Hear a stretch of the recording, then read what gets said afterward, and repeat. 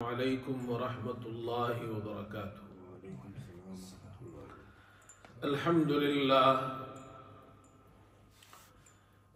للہ وکفا وسلام علی عباده الذین اصطفى،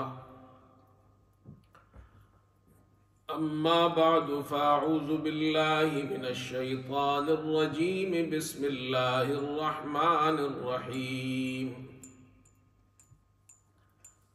وَإِذَا بُشِّرَ أَحَدُهُم بِالْأُنثَىٰ ظَلَّ وَجْهُهُ مُسْوَدًّا وَهُوَ كَظِيمٌ يَتَوَارَىٰ مِنَ الْقَوْمِ مِن سُوءِ مَا بُشِّرَ بِهِ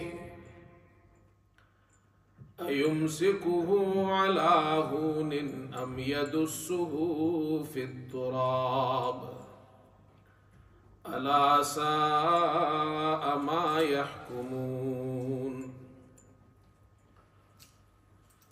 وقال رسول الله صلى الله عليه وسلم: من عال جاريتين حتى تبلغا جاء يوم القيامة أنا وهو هكذا وضم أصابعه، او کما قال رسول اللہ صلی اللہ علیہ وسلم۔ بزرگان محترم اور برادران عزیز، دنیا میں ہمارے پاس جو کچھ بھی ہے یہ سب اللہ کا ہے۔ جو نعمتیں ہمیں حاصل ہوئی ہے وہ تمام نعمتیں اللہ کی طرف سے ہمیں ملی ہیں۔ وَمَا بِكُم مِّن نِّعْمَةٍ فَمِنَ اللَّهِ، اللہ تعالیٰ ارشاد فرماتے تمہارے پاس جو بھی نعمت ہے یہ اللہ کے طرف سے آئی ہے۔ وَإِن تَعُدُّوا نِعْمَةَ اللَّهِ لَا تُحْصُوهَا، اگر تم اللہ کی نعمتوں کو شمار کرنا چاہو تو تم شمار نہیں کر سکتے۔ ان گنت نعمتیں اللہ کی، بارش کے قطرات سے زیادہ اللہ کی نعمتیں انسان پر شب و روز برستی ہے۔ اللہ کی نعمتوں کا شکر ادا کرنا چاہیے، اور ان نعمتوں میں سے ایک نعمت ہے اولاد کی نعمت۔ اولاد بھی اللہ کی بڑی نعمت ہے۔ یہ بیٹے بھی اللہ کی نعمت ہے، بیٹیاں بھی اللہ کی نعمت ہے۔ جسے اللہ چاہتا ہے بیٹے عطا فرماتا ہے، جسے چاہتا ہے بیٹیاں عطا فرماتا ہے۔ زمانہ جاہلیت میں مشرکین بیٹوں کی پیدائش پر خوشیاں مناتے تھے، اور بیٹی کی پیدائش پر وہ خوش نہیں ہوتے تھے بلکہ ناخوش ہوتے تھے۔ قرآن پاک میں اللہ نے ان کا ذکر کیا ہے، فرمایا وَإِذَا بُشِّرَ أَحَدُهُم بِالْأُنثَىٰ ظَلَّ وَجْهُهُ مُسْوَدًّا وَهُوَ كَظِيمٌ۔ اس زمانے جاہلیت کا نقشہ اللہ نے قرآن میں کھینچا ہے کہ جب ان میں سے کسی کو بچی کی پیدائش کی خبر دی جاتی کہ تمہارے یہاں بچی ہوئی ہے، تو سارا دن، پورے دن اس کا چہرہ سیاہ رہتا، اور وہ دل ہی دل کے اندر گھٹتا رہتا۔ یتوارا من القوم من سوء ما بشر بہ، اس بری خبر کی وجہ سے لوگوں سے چھپتا پھرتا، اور یہ سوچتا رہتا ایمسکہ علی ہون ام یدسہ فی التراب، یہ جو بچی ہوئی ہے یہ تو میرے لیے ذلت کا باعث ہے، نعوذ باللہ، کیا میں اسے ذلت کے ساتھ لیے پھرتا رہوں، یا میں اسے زمین کے نیچے دبا دوں، مٹی کے نیچے دبا دوں، ام یدسہ فی التراب الا ساء ما یحکمون۔ اللہ تعالیٰ فرماتے آہ کیا ہی برا فیصلہ کرتے ہیں یہ لوگ۔ اپنی بچیوں کو زندہ درگور کرتے تھے، بچیوں کی پیدائش پر غم مناتے تھے۔ اللہ تعالیٰ نے قرآن پاک میں جاہلیت اور زمانہ جاہلیت کے لوگوں کا ذکر فرما کر مسلمانوں کو یہ تعلیم دی ہے کہ مسلمان وہ ہے جو بچی کی پیدائش پر بھی خوش ہوتا ہے۔ بچی کی پیدائش پر خوش ہونا یہ مومن اور مسلمان کے اسلام اور ایماندار ہونے کی علامت ہے، اور اس پر ناخوش ہونا یہ جاہلیت کی علامت ہے۔ پھر اللہ تعالیٰ کی مرضی ہے، چاہے بیٹا دے، چاہے بیٹی دے، چاہے دونوں دے، چاہے کچھ بھی نہ دے۔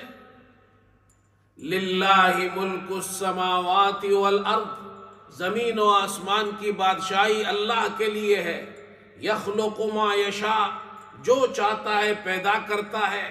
یہب لمن یشاء اناسا، جسے اللہ چاہتا ہے اسے بیٹیاں دیتا ہے۔ وَيَهَبُ لِمَن يَشَاءُ الذُّكُورَ، جسے اللہ چاہتا ہے بیٹے دیتا ہے۔ أَوْ يُزَوِّجُهُمْ ذُكْرَانًا وَإِنَاثًا، اور اللہ جس کے لیے چاہے دونوں کو ملا کر بیٹے اور بیٹیاں دونوں دے دیتا ہے۔ وَيَجْعَلُ مَن يَشَاءُ عَقِيمًا، جس کے لیے اللہ چاہے اسے بانجھ کر دیتا ہے، کچھ بھی نہیں دیتا۔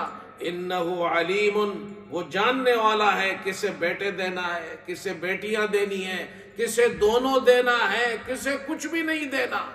قدیر، قدرت والا ہے، جسے اللہ بیٹا دینا چاہے تو کوئی روک نہیں سکتا، جسے بیٹی دینا چاہے تو کوئی بدل نہیں سکتا، جسے اللہ کچھ نہ دینا چاہے تو کوئی دے نہیں سکتا۔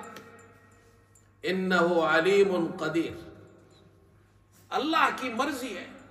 اللہ بیٹا دے یہ بھی نعمت، اللہ بیٹی دے یہ بھی نعمت، اللہ دونوں دے یہ بھی نعمت، اور اللہ کسی کو کچھ نہ دے وہ بھی نا امید نہ ہو، اللہ سے مانگتا رہے۔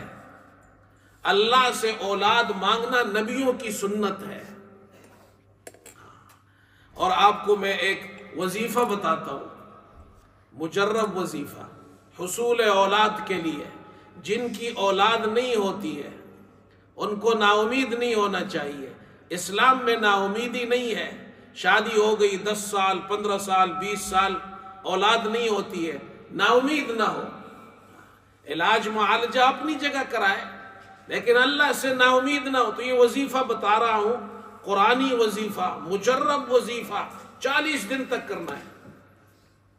یہ 4 آیتیں ہیں، ان 4 آیتوں کو یاد کر لیں اور یہ وظیفہ کرنا ہے، انشاءاللہ اللہ اولاد عطا فرمائے گا۔ 2 آیتیں وہ ہیں جو حضرت زکریہ علیہ السلام کی دعائیں ہیں۔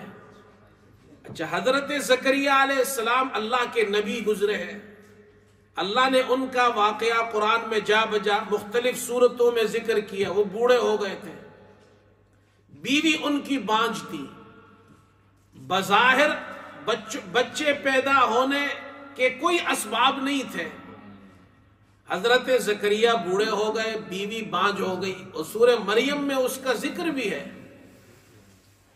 لیکن انہوں نے اللہ سے دعا مانگی ہے۔ 2 دعائیں ہیں، تو یہ 2 دعائیں یہ پڑھنی ہے ہر نماز کے بعد 7 مرتبہ۔ پہلی دعا سورہ آل عمران میں اللہ تعالیٰ نے حضرت زکریہ علیہ السلام کی دعا ذکر کی ہے۔ انہوں نے دعا مانگی، هُنَالِكَ دَعَا زَكَرِيَّا رَبَّهُ قَالَ رَبِّ هَبْ لِي مِن لَّدُنكَ ذُرِّيَّةً طَيِّبَةً إِنَّكَ سَمِيعُ الدُّعَاء۔ حضرت زکریہ علیہ السلام نے دعا مانگی، اے اللہ مجھے پاکیزہ اولاد عطا فرما، تو ہی دعا کو سننے والا ہے۔ یہ ایک دعا ہو گئی۔ سورہ آل عمران کی آیت نمبر 38 ربی ہب لی من لدنک ذریۃ طیبہ۔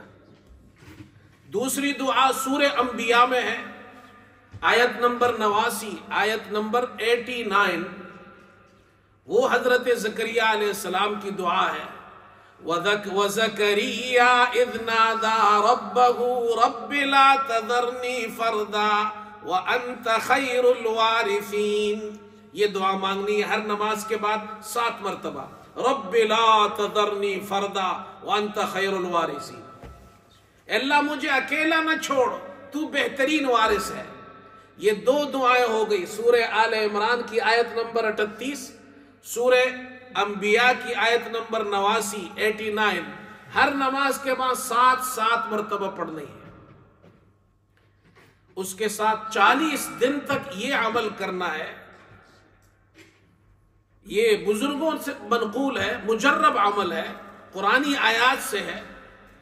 سورہ زاریات میں 27واں سپارہ جہاں شروع ہوتا ہے، بالکل ابتدا میں، سورہ زاریات کی آیت نمبر 47 47، آیت نمبر 48 48۔ کرنا کیا ہے؟ یہ مجرب وظیفہ بتایا ہے بزرگوں نے۔ میاں بیوی 2 انڈے لے، 2 انڈوں کو ابال دے، ابالنے کے بعد ایک انڈے پر سورہ زاریات کی آیت نمبر 47 لکھے، وَالسَّمَاءَ بَنَيْنَاهَا بِأَيْدٍ وَإِنَّا لَمُوسِعُونَ، دوسرے انڈے پر لکھے، وَالْأَرْضَ فَرَشْنَاهَا فَنِعْمَ الْمَاهِدُونَ۔ اور یہ جو پہلا والا انڈا ہے جس میں آیت نمبر 47 ہے، صبح ناشتے میں یہ شوہر کھا لے، اور جو دوسرا انڈا ہے جس پر آیت نمبر 48 لکھی ہے، یہ بیوی کھا لے۔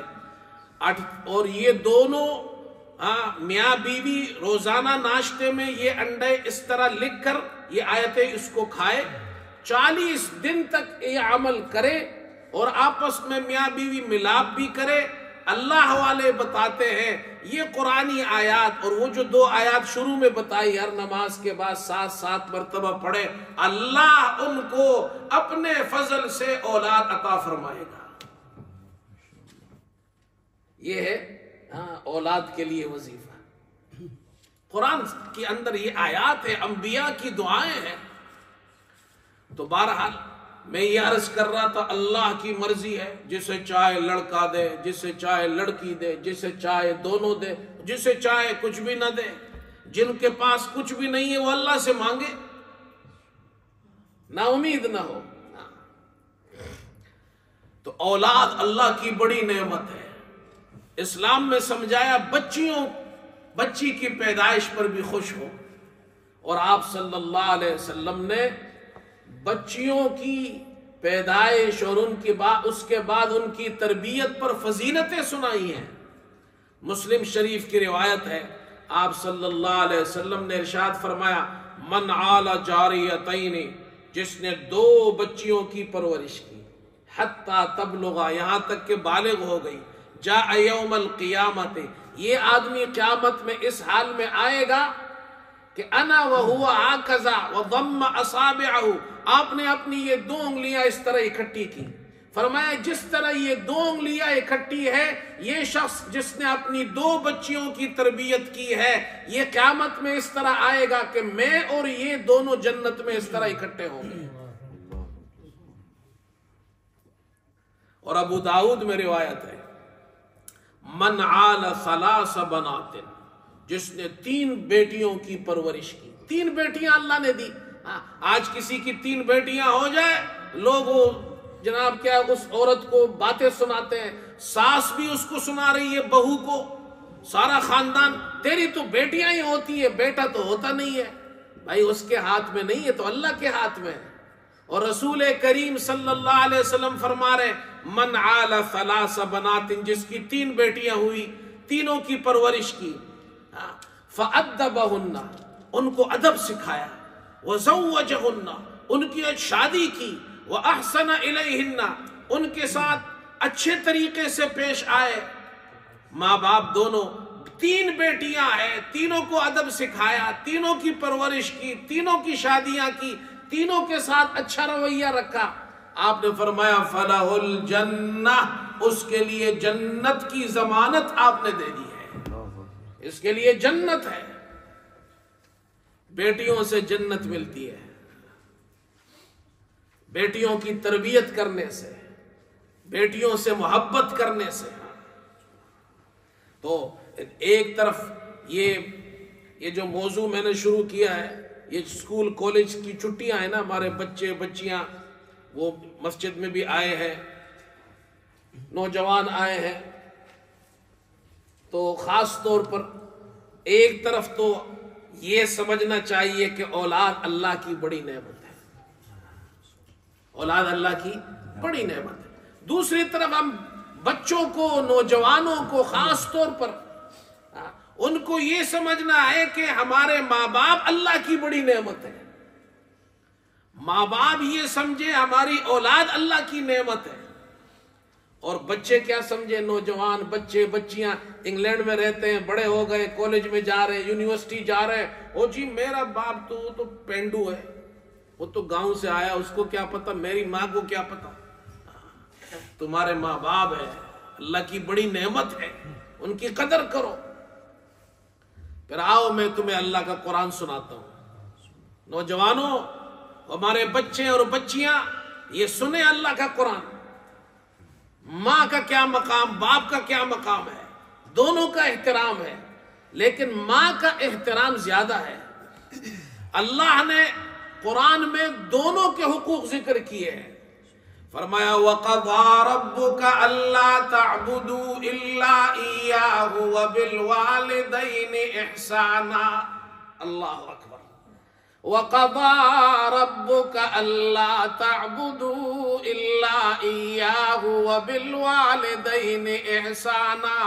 اللہ تعالیٰ فرماتے ہیں تیرے رب نے یہ حکم کیا ہے، اللہ کا حکم ہے، اللہ تعبدوا الا ایا، اللہ کے علاوہ کسی کی عبادت مت کرو، کسی کی بندگی مت کرو، یہ اللہ کا حق ہے، پہلا حق اللہ کا۔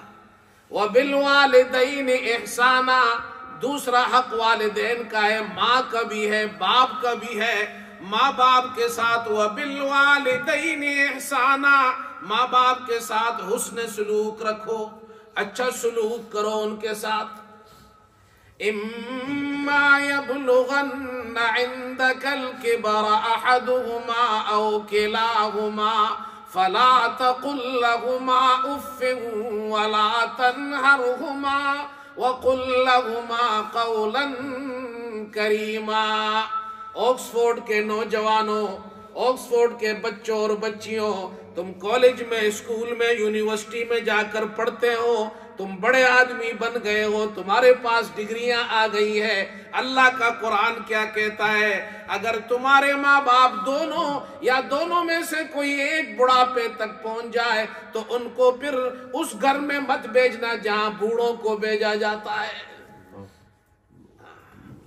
اولڈ پیپل ہوم میں نہیں بھیجنا، اولڈ پیپل ہوم میں اپنے بوڑھے ماں باپ کو نہیں بھیجنا۔ اللہ تو کہتا ہے اما یبلغن عندک الکبر احدہما او کلاہما، اگر تمہارے ماں باپ دونوں یا ان میں سے کوئی ایک بوڑھا ہو جائے، اولڈ ہو جائے، بیمار ہو جائے، بوڑھا ہو جائے، ڈسیبل ہو جائے، اللہ نہ کرے اللہ ان کو لمبی صحت دے، لمبی عمر دے صحت کے ساتھ، لیکن اگر ہو جائے پھر اولڈ پیپل ہوم میں نہیں بھیجنا، بلکہ اپنے گھر میں رکھنا، ان کی خدمت کرنا۔ فلا تقل لهما اف، اگر وہ کوئی بات کرے تمہیں اچھی نہ لگے تو اف بھی نہیں کہنا۔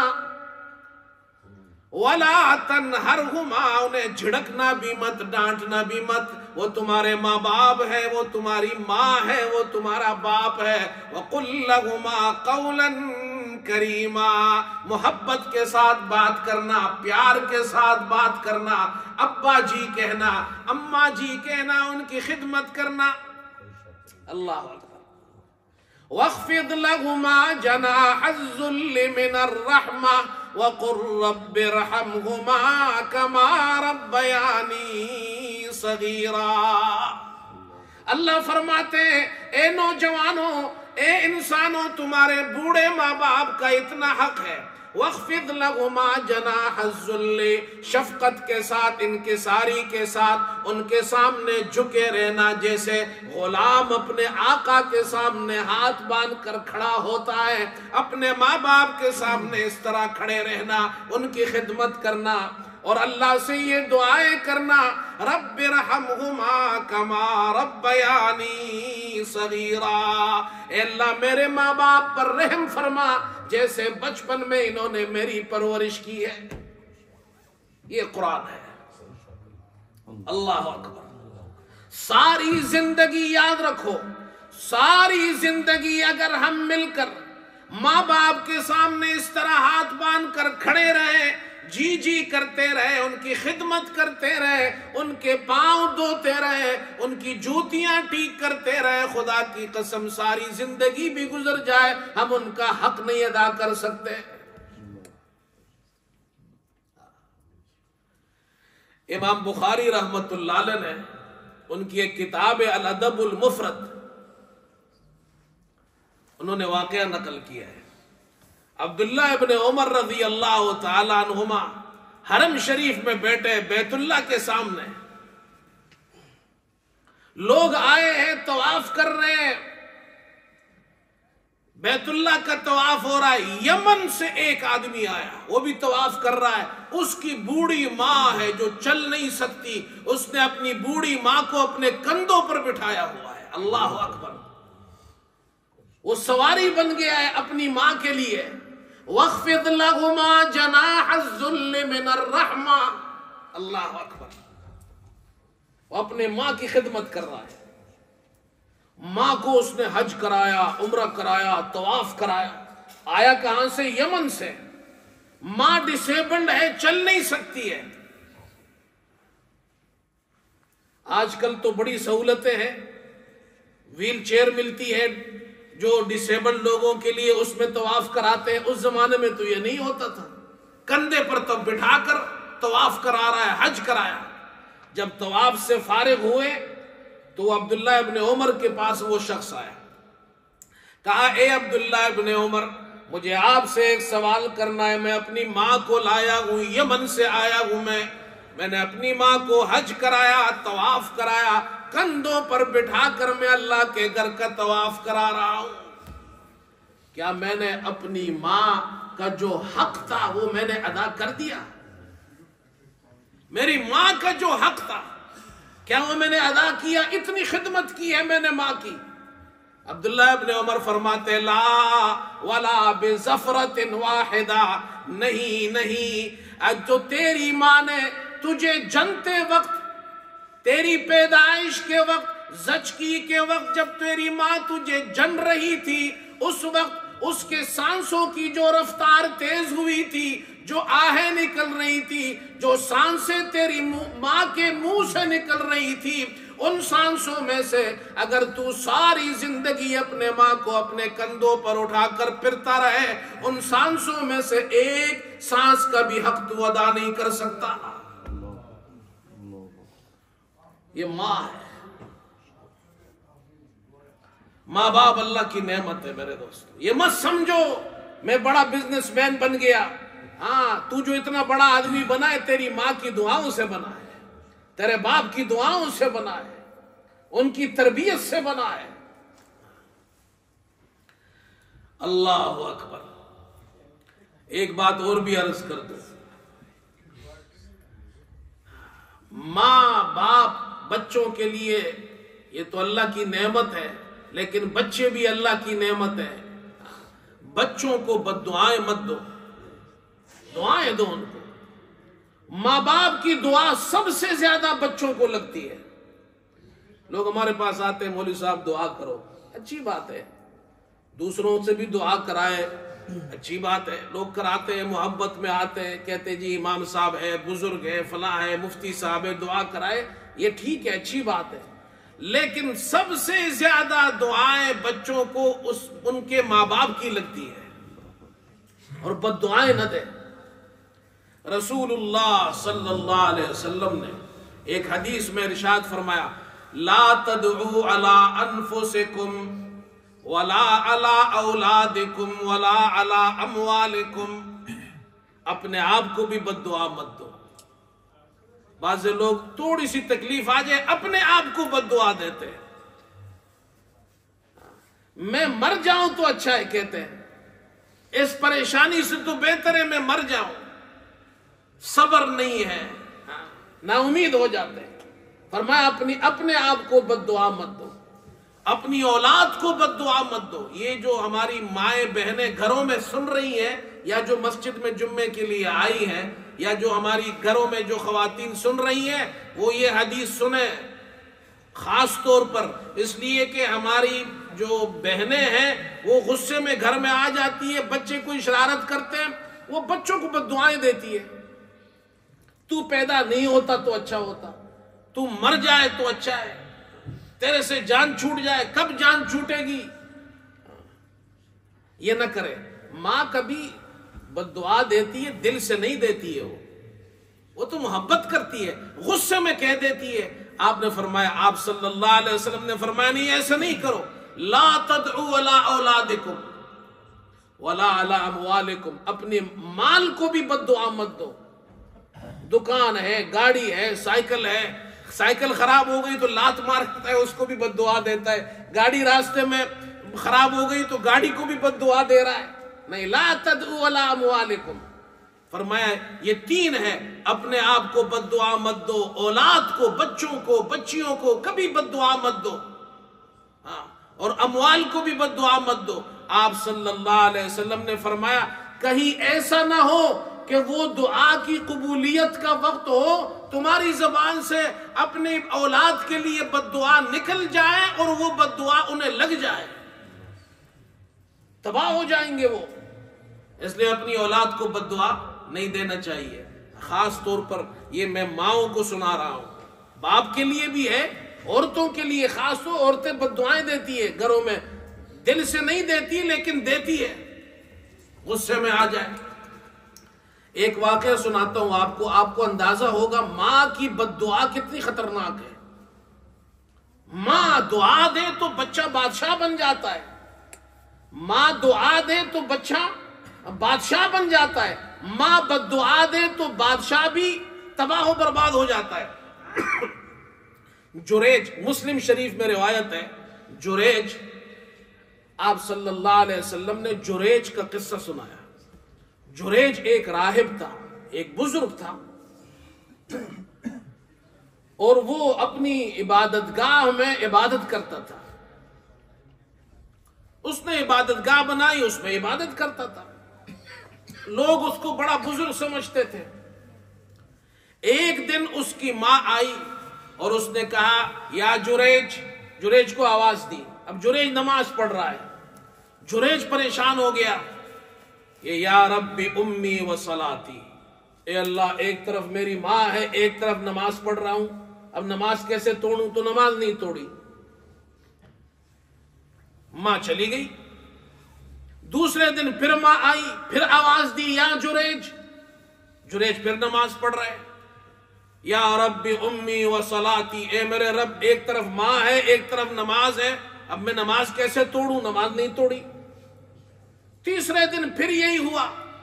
ماں نے کہا یا جریج، جریج نماز پڑھ رہا ہے، یا رب امی و صلاتی، نماز نہیں توڑی. ماں کو غصہ آیا. اب غصے سے اس کی زبان سے نکلا، اے اللہ یہ جو میرا بیٹا جریج ہے اس کو اس وقت تک موت مت دینا جب تک کہ یہ بدکار عورتوں کا منہ نہ دیکھ لے. اللہ اکبر. ماں نے بد دعا دے دی، غصے میں دے دی، دل سے نہیں بھی دی لیکن دے تو دی. اب ہوا کیا؟ دیکھو ماں کی بد دعا کیسے لگتی ہے. ایک بزرگ ہے، جریج ہے، ہر وقت عبادت کر رہا ہے. وہ وہاں ایک بدکارہ عورت تھی، اس نے لوگوں سے کہا کہ میں اس جریج کو تمہارے لیے فتنے میں ڈال سکتی ہوں. بڑی خوبصورت تھی. تو وہ گئی جریج کے پاس، جریج نے اس کو دیکھا بھی نہیں، چلی گئی.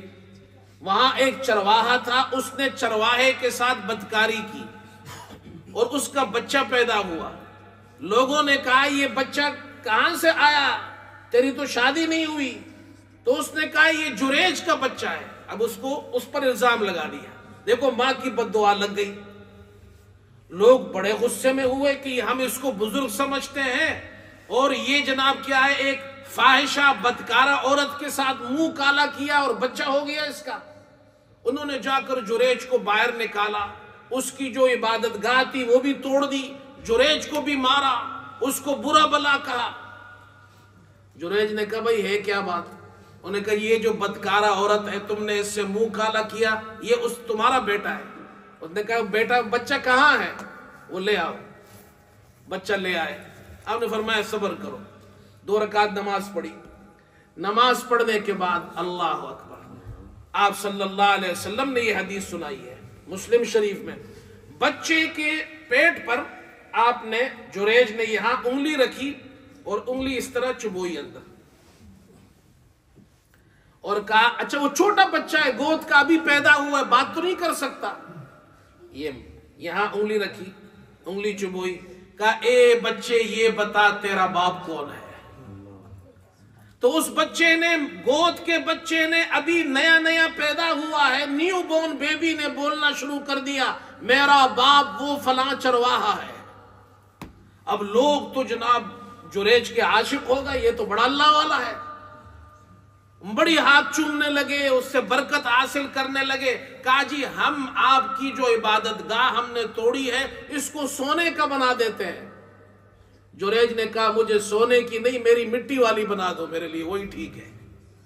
देखो मां की बद्दुआ थी तो जुरैज को यह नुकसान हुआ,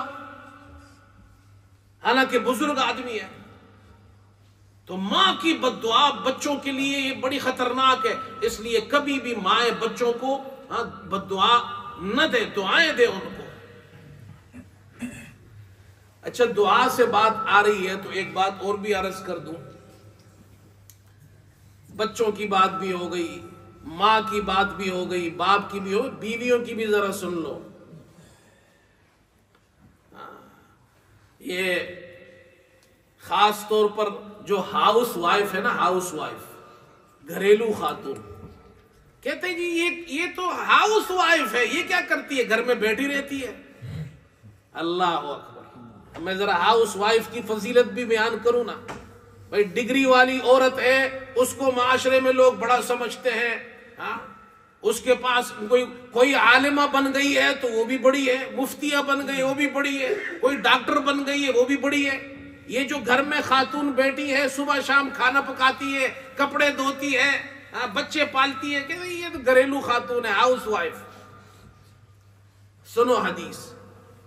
अस्मा बिन्त यजीद रज़ी अल्लाह तआला अन्हा, ये इब्ने अब्दुल बर ने वाकया नकल किया है इस्तिआब में। वो आई रसूल करीम सल्लल्लाहु अलैहि वसल्लम की खिदमत अक़दस में हाजिर हुई। ए अल्लाह के रसूल, मैं तमाम औरतों की तरफ से नुमाइंदा बनकर आई हूं, सबकी तरफ से स्पोक पर्सन हूं, और हम सब हाउस वाइफ्स हैं, घरेलू खवातीन हैं। अब हमें एक मसला पूछना है हाउस वाइफ्स को। वो मसला ये है कि हम आप पर ईमान लाए और आपको अल्लाह ने मर्दों के लिए भी रसूल बनाकर भेजा है, औरतों के लिए भी, और हम अपने शोहरों के घर में बैठे हैं, शोहरों की खिदमत करते हैं, शोहरों की ख्वाहिश पूरी करते हैं, शोहरों के बच्चों को पालते हैं, शोहरों के माल की हिफाजत करते हैं। हम तो घरेलू खातून हैं, खवातीन हैं, घरेलू खवातीन हैं। हमारे शोहर तो बड़े लोग हैं, वो तो जनाब क्या है, जिहाद में भी जाते हैं, अल्लाह के रास्ते में जाते हैं, नेक काम करते हैं, बाहर जाते हैं, जनाजे पढ़ते हैं और बहुत से अच्छे अच्छे काम करते हैं। हम तो ये काम नहीं कर सकते, हम तो घरों में हैं। या वो जो हमारे शोहरों को सवाब मिलता है हमें भी सवाब मिलेगा। आप सल्लल्लाहु अलैहि वसल्लम ने उस खातून की ये बात सुनकर फरमाया, देखो ये खातून अपने दीन के बारे में कितना अच्छा सवाल कर रही है। आपने फरमाया ए अस्मा तुम भी सुनो और औरतों को भी जाकर सुना दो कि जब तक तुम घर वाली जो खवातीन, घरेलू खवातीन घरों में हो, अपने बच्चों को पालती हो, शोहरों की खिदमत करती हो, उनकी ख्वाहिश पूरी करती हो, बच्चों को पालती हो, उनके माल की हिफाजत करती हो, घर में जो काम काज तुम करती हो, जब तक तुम घर में हो तुम्हारे शोहर कितना ही बड़ा आलिम, मुफ्ती, फाजिल, नेक काम दुनिया में करता हो, वो जितने नेक कामों का सवाब उनको मिल रहा है, तुमको घर बैठे अल्लाह वो सवाब अता फरमा रहा है। بھائی ہاؤس وائف کی اتنی بڑی فضیلت ہے.